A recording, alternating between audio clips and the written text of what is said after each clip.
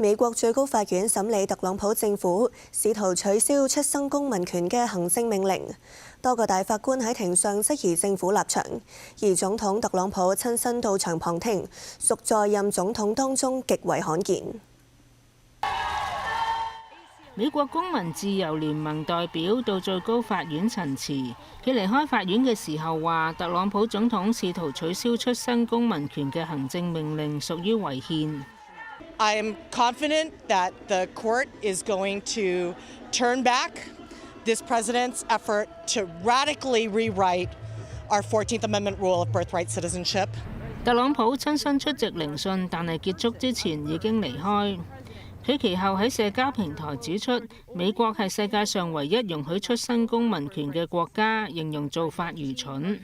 政府一方代表喺庭上辯稱，呢項權利唔應該自動適用於父母非法居留或者臨時居留人士所生嘅子女。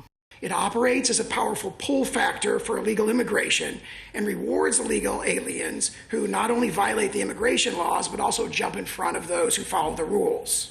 不過，多名大法官喺提問嘅時候都質疑政府立場。It's a new world. It's the same constitution.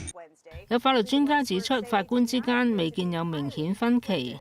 Maybe what they were struggling with is how to write the opinion, not necessarily how it's going to come out.